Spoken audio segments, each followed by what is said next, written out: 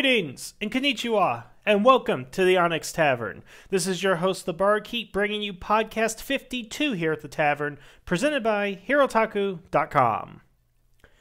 Well, an interesting tidbit that I ran across today, something that I've always known, but I had to read it to almost kind of remind myself of it. And that is that Tommy Oliver, arguably the greatest Power Ranger ever, was adopted. That according to his episodes in Zeo, that he basically had parents, something happened to them, and he was adopted by the Oliver family and was raised as their own. And of course, this information came out years later when he finally met his long-lost brother, David. And what this got me to thinking, because my mind works in this way, is all the weird occurrences that we have with family and adoption and even orphans in the history of Power Rangers. And it didn't actually start with Tommy. It actually started a little bit before him, basically. And I was just looking through the Ranger Wikis, bringing to best of my recollection of kind of what happened. And what I want to go ahead and discuss in specific is I found a list of names of characters who have divorced parents, a single parent, a widowed parent, a widower, and then Power Rangers who were orphaned or adopted, and any number of permutations to that. And what I want to go ahead and talk about is basically how does this serve the story? Because we can look at this in three different ways, I think. I think the most obvious way that people will look at this is saying, well, it's a television show, they didn't have the budget for two parents, therefore we're only going to go ahead and cast one. And while that is a fair point to go ahead and make, the Onyx Tavern is not necessarily here to argue to the simplistic point. What I maintain is it always has to do with story and character. And that's what I want to go ahead and focus on with this discussion. So I'm going to go ahead and eliminate that as something we can talk about. Maybe that was the case in a couple of these instances, and I don't really know because I don't have the production information in front of me to confirm or deny that, but I'm going to avoid that as the simple answer or the easy way out, because as most of y'all who know me, I don't ever take the simple way. Of course, the second option in there, and this was something that was told to me years ago when I originally kind of brought this up on the Ranger board, was that, you know, it's the idea that life is not simple and that, children will identify with having one parent. And while I kind of understand that, it leads me to what would be the third point, or the third option here, is that what does having a single parent, being an orphan, or being adopted have to go ahead and do with the character? What are you trying to say about this character by the fact that they only have one parent? And that's what I want to go ahead and analyze. And while option 2 may be viable, that they wanted to go ahead and show that reality, there has to be a reason for it. That there can't just be, okay, we have this character, we're going to introduce his parents. Why don't we just introduce one parent? Well, why? Because. Which is a fictional conversation, but I'm just saying that they don't. Here's the thing about writing that I've realized in my time so far, is that nothing is arbitrarily written. Nothing good that is written is arbitrarily written. And I don't think that they will just go ahead and write in there they have a single parent because, and to never answer that. I do think there's a legitimate reason, and what I'm going to go ahead and do is, again, I got my list of names, and I want to kind of go down the list a little bit to talk about these names, to talk about these characters, and, just kind of find the best explanation that I can understand from knowing, with my vast knowledge of Power Rangers history and knowledge of the characters, why this choice was probably made and how this fits into their overall development. Now, it's kind of a short list, I have no doubt that there are a number of characters that I am missing, that I am leaving out. Some of them are intentional, some of them are not intentional, but I don't want to stay here all night lecturing you guys on story points. So I've just picked, again, it's kind of a short list here of the characters with these different categories. So let's go ahead and talk about them. And right off the bat, the first one that comes to mind from the first season, this is the first instance in which we had this dynamic of one parent or divorced parents, was with Kimberly. So in Return of an Old Friend, we find out that it's Parents' Day at Angel Grove. Apparently the whole city's having Parents' Day, whatever. And we're introduced to all the Rangers' parents. And of course, Jason's parents are wearing red, Trini's parents are wearing yellow, blah, blah, blah, blah, whatever. But then we find out that Kimberly's parents are divorced. And it's not just like it's brought up and that's the end of it. It's like, oh, her mother's just showing up because her mother's divorced and all that. No.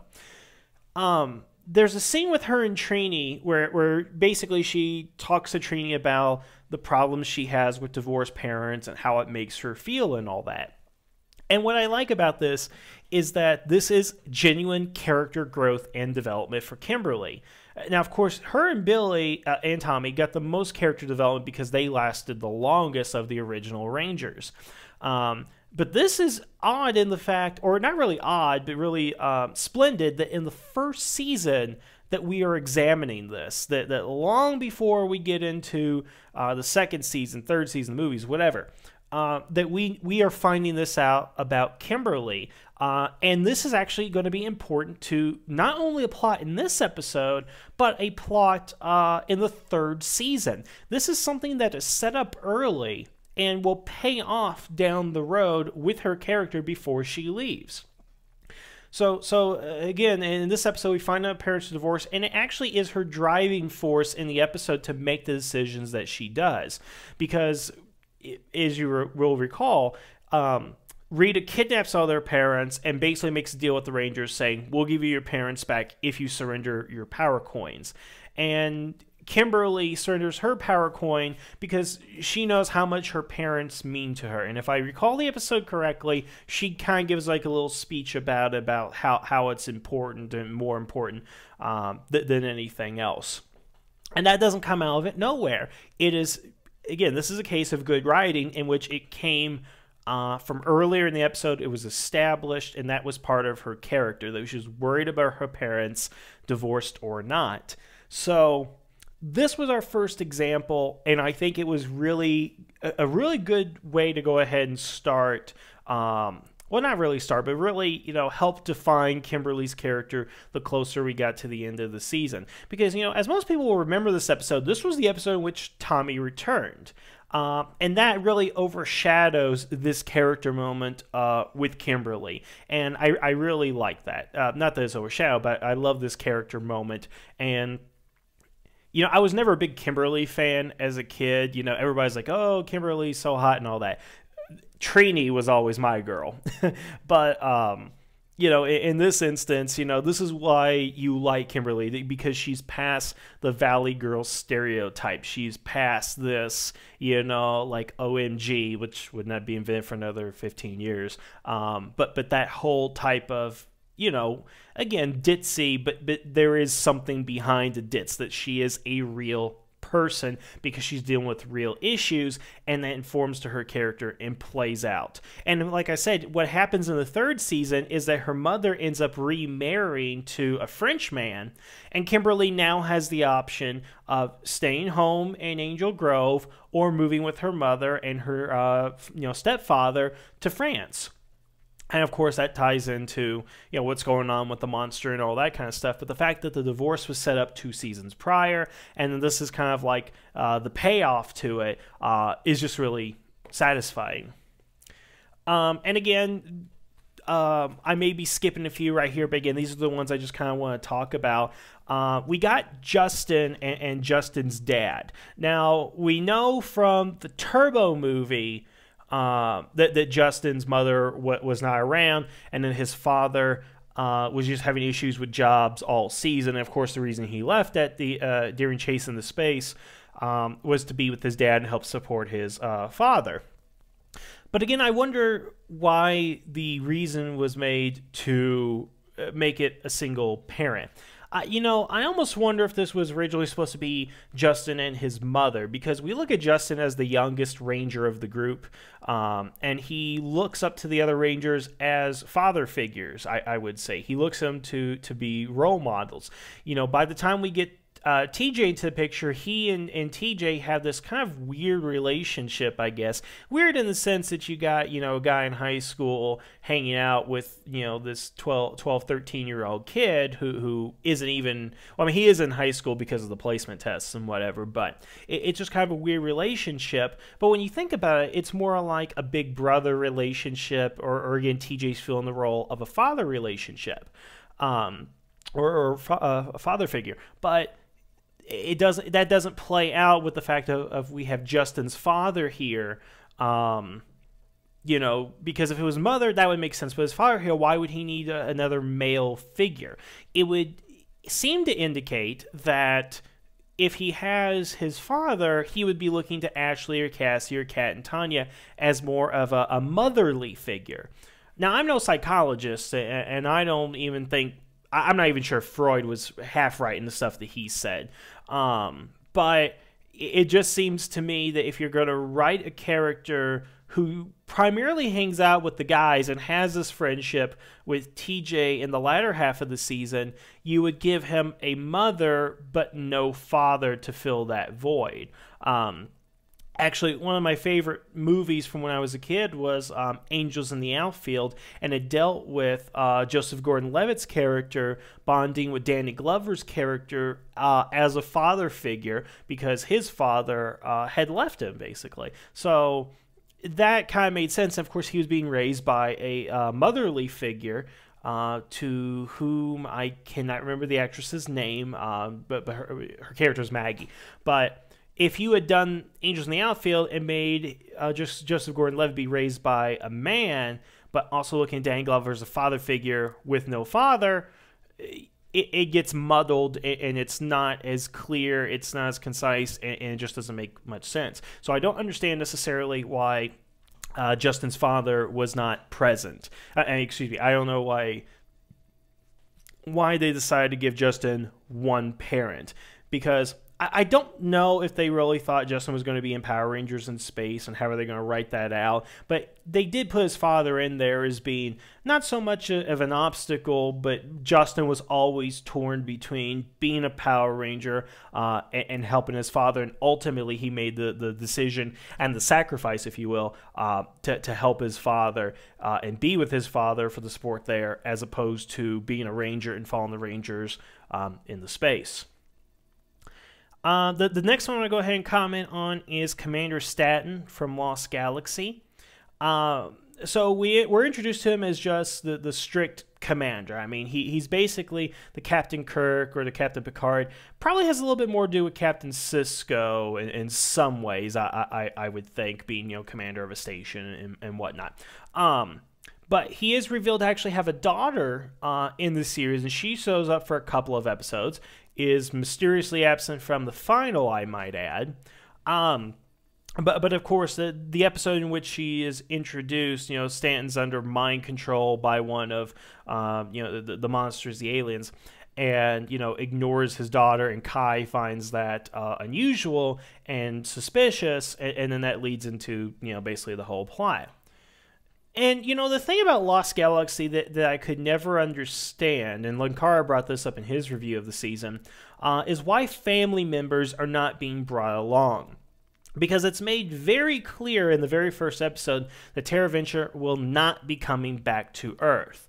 Granted, they find a way back to Earth via the wormhole when we get to Lightspeed Rescue in the crossover, but as far as they know, this will be the last time that they will ever see Earth in their lifetimes. So I find it odd that, again, the whole thing with Leo was that he couldn't go, but his brother was going. Well, I think immediate family members would be eligible to go as well, because I do find it odd that old ladies are able to go, but, not young men who are brothers and things like that. But with Commander Stanton, he doesn't have a wife, and but he has his daughter, brought his daughter along to the depths of space, basically.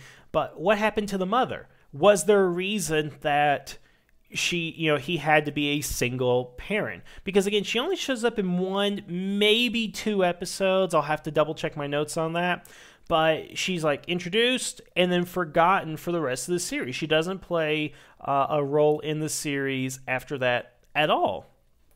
And so it's just kind of confusing to me that she's introduced with no mother, with an established secondary character, and that means nothing throughout the rest of the series.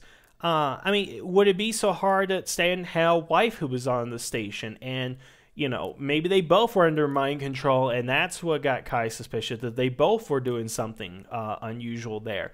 I don't see what the story point would be.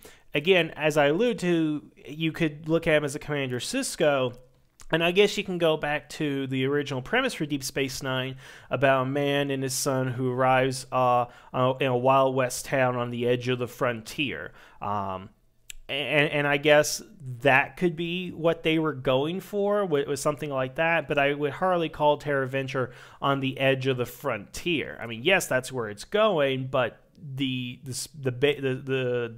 colony itself is nowhere near the chaos that DS9 was and what it needed from its transition from Terok Nor. In any case, I can't think of a story reason why this would be in here, given what we know of the mission of Terra Venture, the overall arc of the series, and how important this character plays a role in the overall series. So that's where I really, that and Justin is where I start to question more and more about the single parent thing. And this actually does continue a trend for a couple of years. I mean, let's look at the next one. We got Captain Mitchell here. He's a single father. He has Dana. He eventually gets his son back, but we never see him with Ryan and Dana's mother. We never have mention of her within the series whatsoever.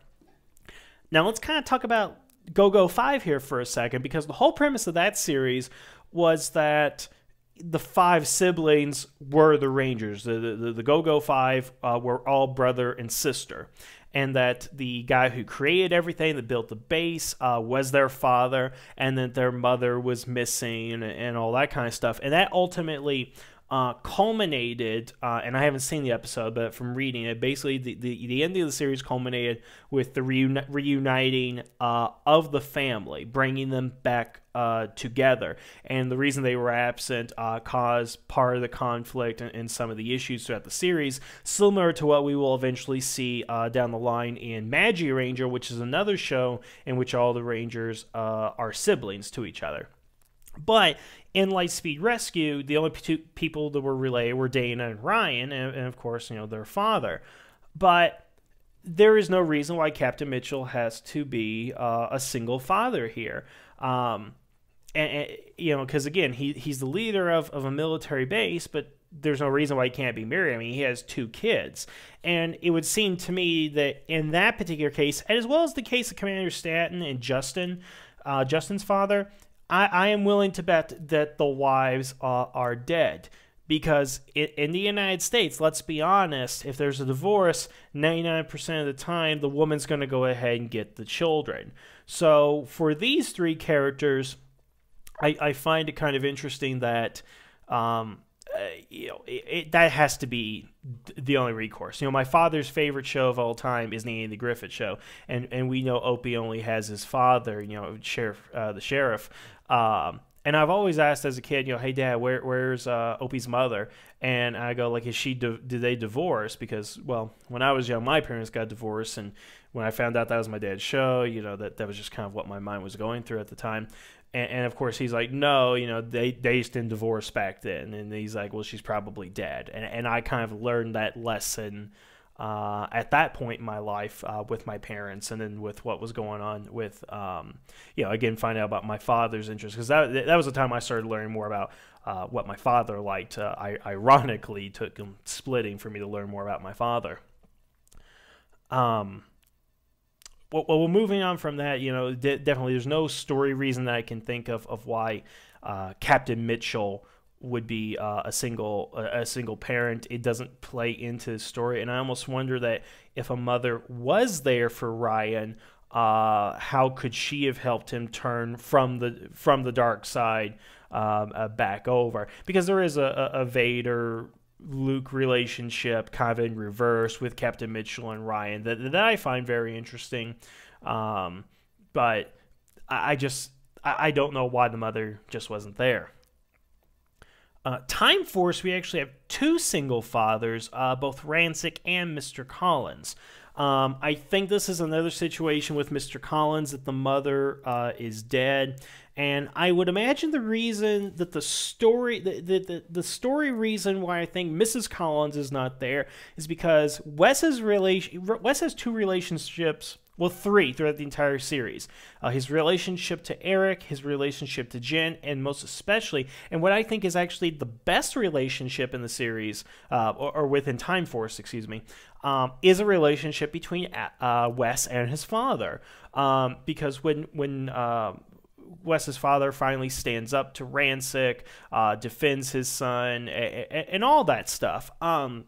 I mean, that's just great because Lawrence Albert was just a great actor, and he really did go ahead and sell that character and that character's transformation as he goes on through that journey, just as Wes goes on through his journey. But the reason the mother's not there is because it's not going to be about her. It's going to be about father and son. And if you have the mother there, I think it would just kind of get in the way. I mean, even the butler was kind of shoehorned in there, which could have been a substitute for a mother character.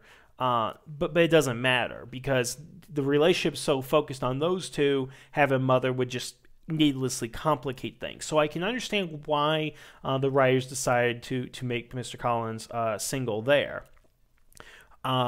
But as for Rancic, he has this relationship with Nadira, which pays off in the finale. That because he injured Nadira and he felt bad about it, that's why he eventually turns himself into Time Force. And of course, as we see throughout the series, that he spoils her rotten because she is his whole world. She is all that he really has. And I wouldn't be surprised if part of the reason of why he's fighting this rebellion is for her. We never see Rancic interact with any other mutants other than the Time Prison. I really wish we had, kind of a prequel series talking about the rise of Rancic, which I'm going to go ahead and copyright right now. That's actually a really cool title. But I really want to know kind of like where Nadira comes from, and how does she kind of fit in, because here's the thing, she's not as mutant as the other mutants, or even as mutant as Rancic. Because the other mutants are, well, I mean, there are two theories. Either the mutants are severely deformed humans, or they are a completely different life form. Nadira is the most human of all the mutants. She's not deformed. She doesn't have any disfigurements. She doesn't have an alternative monster form and all that. Really, the only two things that make her look like a mutant is the pink hair and the Lady Deathstrike nails. Beyond that, she would pass for totally normal. And for the most part, she is your typical spoiled rich girl. And I just kind of wondering, a lot of people will equate Rancic to Magneto, and Magneto did have children. But when you think of, and I'm thinking primarily of Ian McKellen's portrayal of Magneto, which is my favorite portrayal of the character because Ian McKellen is just an amazing actor, one of my favorites of all time. And I don't see that Magneto involving himself in a relationship to procreate. I know there's kind of some thoughts about with him and Mystique and what's going on there, but he uses people for a means to an end, basically. And I could be misinterpreting that, but this is just kind of my thoughts from all the movies he's been in, primarily the third, which had a little bit of character assassination. Any case, you wouldn't expect that Magneto to have children because that is taking his eye off the prize. That's why he's like in his freaking 70s and 80s and has, no children whatsoever. He is, simply Magneto. That's who he is. Basically, and that his cause and those around him are the closest thing he has to family. So I don't see Rancic, if you paint him in the same picture as Magneto, as being this liberator of mutants, which is debatable, let's be honest, that he would, take on a child, basically, and bring a child into that world that he hasn't yet purified or conquered or reunified, however you want to go ahead and look at it. So it is just curious that he even has a child to begin with, and I'm really curious about the mother because, again, given the fact that she's not really mutant-like, was the mother human? Was the mother actually mutant? Because it would be interesting if the mother was indeed human, because that would be another example, in addition to Dr. Ferrix, that a human showed kindness and compassion to him and he turned his back. And, for all we know, and this is what my professor always liked to go ahead and define as WUS, wild unfounded speculation. So yes, thank you, Dr. Morgan. I am taking your lessons into my podcast.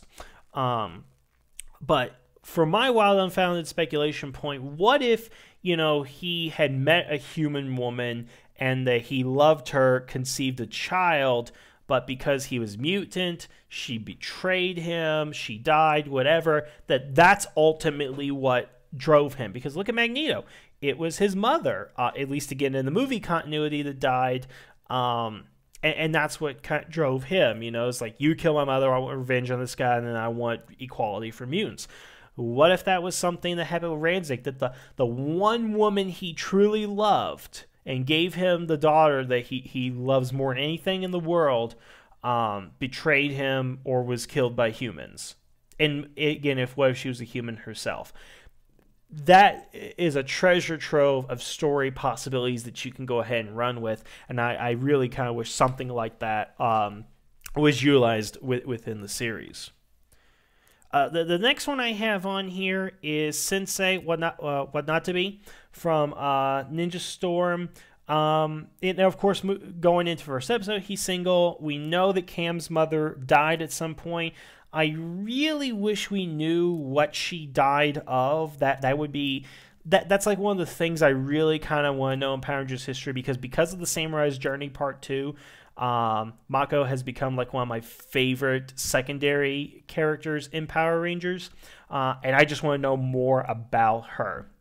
But of course, it would seem to me that the reason that he had no mother was simply because this promise, and then that's what's holding him back. It's his father's loyalty to his wife that keeps him from being a ranger. Now, you may look at that as a flimsy excuse not to make him a Power Ranger at the beginning of the series, but I think when you look at it as a whole, that does make some sense. That she grew up trained as a samurai, married a ninja, went to ninja school, and had a child. And she, here's the thing. I don't know what kind of battles or wars, if any, these secret ninja schools were engaging in at the time, but it would seem that she had a life of violence. She married further into a person who was going to continue a life of violence, that she didn't want a life of violence for her son.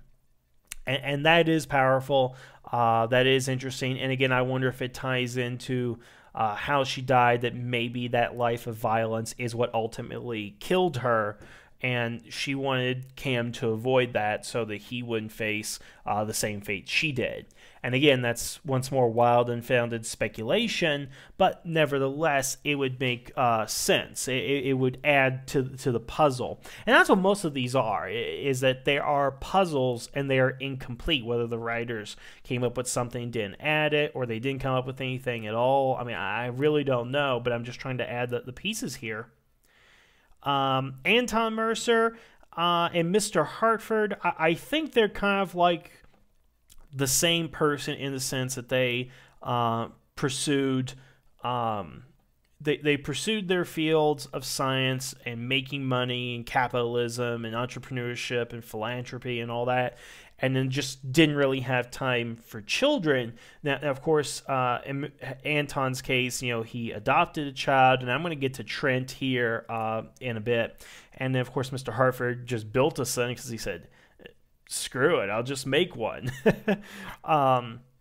And the whole Anton Mercer thing, I don't know, again, why he has to be single, other than it'd be easy for him to be exposed when he turns into Mesogogue if he had a wife hanging around. And Mr. Hartford, his whole story ties in very well with Mac, that he is a lonely guy, but he's too busy for relationships to put that time and commitment, so he just builds himself a family. And that's actually one of my favorite things about Operation Overdrive, is finding out, spoilers, that Mac is an android, and the relationship that Mac has, trying to find out who he is and really understand the relationship with his father. I just thought that was really good. Just a couple of other characters I'm going to go ahead and mention that are, like, you got Master Finn from Jungle Fury, Colonel Truman for RPM, both single fathers. I don't know too much about those characters to where I can really comment on why they were single exactly. Same thing with Jaden's father and Kevin's dad. We never have mention of a mother, but the father is brought up on a number of occasions. For all we know, they could be married, but it's just never brought up within the series. But Flynn's father from RPM, as I stated before, Flynn is my favorite character of RPM and probably the only saving grace of the series, because he is such a delightful character. Again, he doesn't have a mother in these stories from as far as when he was a child, which I can imagine mean that the mother had died, of course. But much again, like what we have Mr. Collins, it's all about, at least in that episode, the relationship between him and his father, him pleasing his father, making his father proud of him, to where, if we're talking about story, having a mother would just kind of muddle that or turn her into the, oh, you tried your hardest, dear, I will always love you kind of thing. And those things always kind of get messy. So I can at least see, at least in those two instances, why a mother would not be present, because, again, the mother is not the key point. It's the relationship between father and son. And Flynn's relationship with his father, I would say, is probably on the same level as Mr. Collins and Wes. Now, that's all I have to say about like the divorced characters and single fathers and all that. But I want to kind of talk about Rangers who are orphans, and are alone. Because here's the weird thing about Tommy is, Tommy is brought up as the greatest Ranger ever, and it's just so odd to me to find out that he's an adopted character, and we don't know about his parents. We don't know where they are. It's brought up only in that one, maybe two episodes, and never brought up again. For a character who's been in so many shows and so many episodes, I think the most episodes of any character, I think he even surpassed Billy at one point. I just find it odd that little piece of his backstory and history is never expanded upon. And this is kind of what's irksome to me in regards to this. Let me give you kind of a little backstory about somebody I knew. Well, actually, let me start here. In Star Trek The Next Generation, we have the character of Worf, who was born to Klingon parents. Then his parents were killed. He was orphaned, then adopted by a human family. And the thing about Worf is, all through his life, he knew who his parents were, and he knew that he was Klingon. And he always danced on the edge of the Empire and the Federation, and that caused a lot of conflicts, from the Klingon Civil War to the Klingon invasion of Cardassia. He always had to pick a side. He was always torn between two different worlds. Now, I dated a girl shortly after high school named Corey. Now, she was born in Korea, and she was adopted by parents in the United States, so she was, in a sense, American. She just happened to look Korean. And while we dated, I learned this about her, when I eventually met her family, her adopted parents and so forth. And knowing what I knew about Worf and his character and all the stuff that I had learned, I just kind of asked her, earnestly, how do you feel about Korean culture? How do you feel about your family over in Korea? Do you ever want to go ahead and find them? And in her mind, it was the least important thing to her in the world, that she could care less about knowing about her Korean heritage, knowing about her true family, about her culture, and any of that stuff. And to this day, that still kind of boggles my mind a little bit. Now, I'm not going to go ahead and criticize her for that. I mean, that's her choice, and, I have to go ahead and respect it, and I do. But when it comes to fiction, and the character of Tommy here, I don't know why we always focus on either his relationship with Jason, him taking on the mentor role, his desire to be a Power Ranger, returning to the Ranger, being a leader. I mean, we cover all those bases, but we never really learn about how he feels about being adopted and finding his true parents. That's never brought up because Zio indicates that he doesn't know anything about his parents and where he came from. He didn't even know he had a brother. And even David, who's in a good chunk of episodes and a few episodes after the events of the Arrowhead and the Red Battlezord, doesn't really appear. He's not really talked about. He's completely absent during Turbo. No mention of Tommy's family in Dino Thunder. We don't learn any of that stuff. And I think that for a character like Tommy, who evolves and grows throughout the series, who's been given these flaws and these issues and given this great importance in the series, that would be something we would want to explore about his past.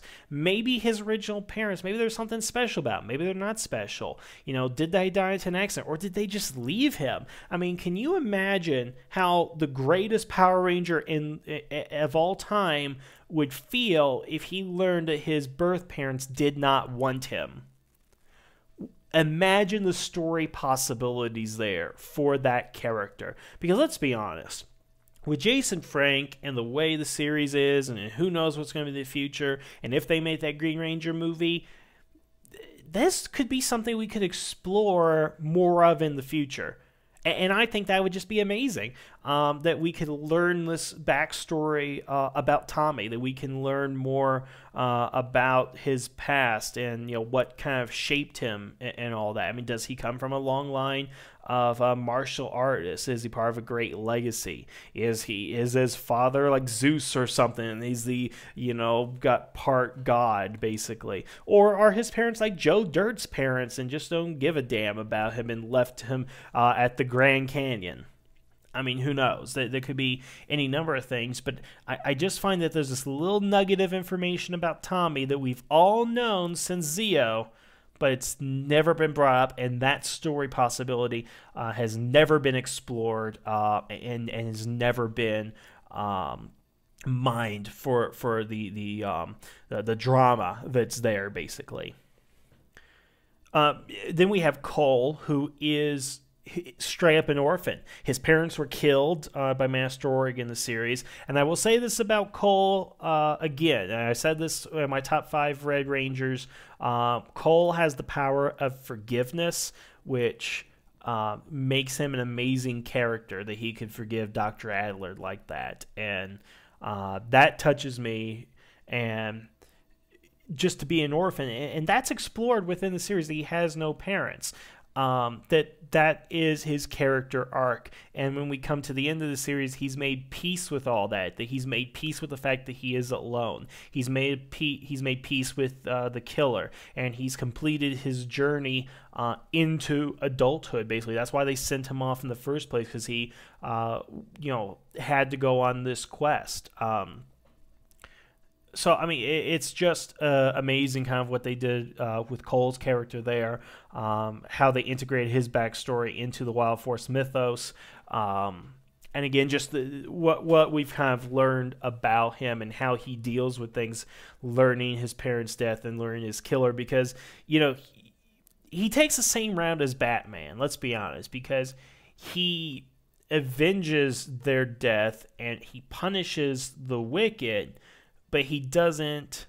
I mean, he eventually kills Dr. Adler, but from some point of view, Dr. Adler was already dead a long time ago. But he doesn't look at murder. He doesn't look at revenge as his primary motive. And I think that's interesting that again, they did this with this character, that they orphaned him intentionally, despite the fact what Fox said about Toxic and Gendrax being his parents. But I just think that's really good. Hunter and Blake, that's another interesting thing because, again, with them, if I recall correctly, they both had parents and were orphaned. Then they got adopted parents. Then those adopted parents were killed, and then they were adopted by by the sensei of the Thunder Academy. I mean, these guys are like Huey, Dewey, and Louie. They keep getting passed off to other relatives. You know, like first it started with Donald, then the Uncle Scrooge and all that. Because I always thought it was odd when we first saw it that they were brothers, and of course they're two different ethnicities, and we get that answer. But I find it such an odd choice to make them both orphans in the first place, to only be adopted by parents and lose those parents. Now, of course, the story reason is that Lothar is lying to them to get them on his side, to betray Sensei Wanatabe and to fight the Wind Rangers to mild success. But I don't understand necessarily. I mean, I can understand that story point, but I really have to question the point of them both being orphans, only to be adopted, lose their adopted parents, and then be orphaned again. I don't get that. It's very odd. I mean, how many times have you heard of a mixed ethnic group of brothers whose parents are dead and then their biological parents are dead? That's just very odd to me, and I really would like to know the choice for that. So, yeah. Moving on, and this is probably the last one I'm going to go ahead and talk about here, is Trent. And Trent also has the distinction of he had biological parents, they died, and then he was raised by Anton Mercer, who have the kindness of his heart, adopted and took him on as his own son. And the reason I like this, the reason I like him being an orphan and adopted by Mercer has really nothing to do with him being able to get to Mesogog and the whole thing with his father, and he thinks he can save his father. That I particularly found boring.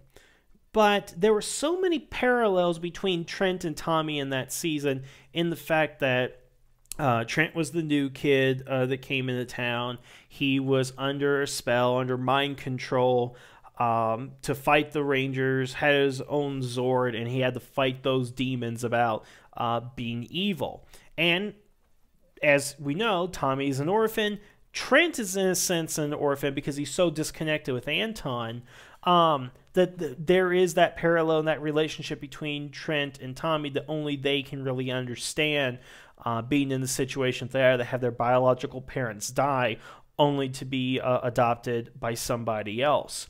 And I really wish that was played up more throughout the series. I don't know why that wasn't brought up more within the series, because, I mean, they were obviously really trying to get those Mighty Morphin parallels by having them in high school and have the dinosaurs and all that. So I did find that quite odd. It didn't make any type of sense to me there, and again, I just kind of wanted to see him interact with Tommy more. I wanted to see a relationship where Tommy basically goes to Trent and goes, I know how it feels. I know everything you've been going through, but don't make the same mistakes that I did. Go ahead and be a better man than who I was. It is basically what I wanted to see from that character. But that was something that we never got, and I don't know why that wasn't in there, but that was such a perfect opportunity to do something like that. But there we are. I was going to go ahead and talk about Nick and Mystic Force and all that, but, you know, he he was adopted. He knew that. He had no interest in looking for his birth parents, which is the same thing I said about like Tommy, and I allude to with my about my ex-girlfriend and everything. But he eventually finds his parents. But the weird thing about him is he's not particularly interested, is what it seems like. I'm not quite sure how to put that. That he finds his parents, and it's like that, not that big a deal for him, I think. But there were a number of issues with the Nick character in that season. Anyway. But I think I've talked long enough, so I'm going to go ahead and end it right here. I know it's been probably a chore for you guys to listen to me a little bit, but these were things I just kind of brought up and all that. And by no means am I trying to insult people who don't have, who are orphans or have divorced parents or anything like that. I don't want you guys to get the wrong impression. I just want to make the point here that in terms of story, there were characters that it made sense for what they did, like Kimberly and Cole. It made no sense what they did for some characters, like Tommy and Captain Mitchell. But I wish that they could have given us better story reasons for it, because again, good writers don't just write stuff to be writing. They write good stories, and they think about these things. I mean, if you're writing a story and your protagonist sits down and eats Captain Crunch for breakfast instead of Frosted Flakes, there is a reason why your protagonist is eating Captain Crunch and not Frosted Flakes, because you just can't arbitrarily pick a cereal. You pick a cereal that fits with that character. So same thing with parents and same thing with relationships. There has to be a reason that helps mold them to who they are. And that's all I'm trying to get at.